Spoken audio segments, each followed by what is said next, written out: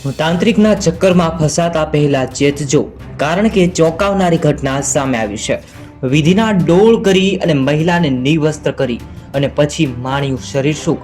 એટલા માટે મોટા સમાચાર જરૂરથી આ વિડીયોને પૂરો જોજો અને સચોટ સમાચાર તમારા મિત્ર સુધી પણ શેર કરજો, જેથી આવી તાંત્રિક ખરાબ વિધિની અંદર લોકો ના ફસાય, આવી રીતે અંધવિશ્વાસમાં લોકો ના ફસાય।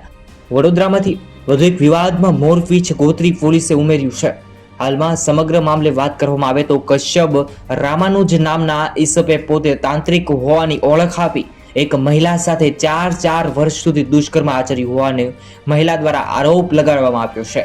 મહિલાના જણાવ્યા અનુસાર કશ્યપ દ્વારા તાંત્રિક વિધિના સહારે સારા વ્યવહારમાં સેટ કરી આપવાની લાલચ આપી, ત્યારબાદ કશ્યપ રામાનુજે તાંત્રિક વિધિનો ડોળ કરી ભોગ બનનાર મહિલાને નિવસ્ત્ર કરી અને દુષ્કર્મ આચર્યું।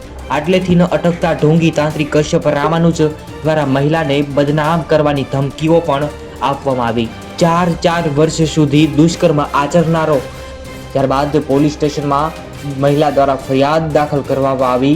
સવારથી જ રાત સુધી પોલીસ અન્ય ભોગ બનનારી નિર્દોષ નાગરિકની ફરિયાદ। આવી રીતે આ સમાચાર સામે આવ્યા છે કે તાંત્રિક દ્વારા કેવી રીતે આ મહિલાને ફસાવવામાં આવી। એમ કહેવાય કે મિત્રો, દીકરી સાથે શું કરી નાખ્યું છે। 4 વર્ષ સુધી મહિલા સાથે આવું કામ કરતો રહ્યો। આવી રીતે આ સમાચાર વિશે તમારે કાંઈ પણ કહેવું હોય તો કોમેન્ટ કરો અને દરરોજ નવા સમાચાર માટે જેડી ન્યૂઝ ચેનલને સબસ્ક્રાઇબ કરો।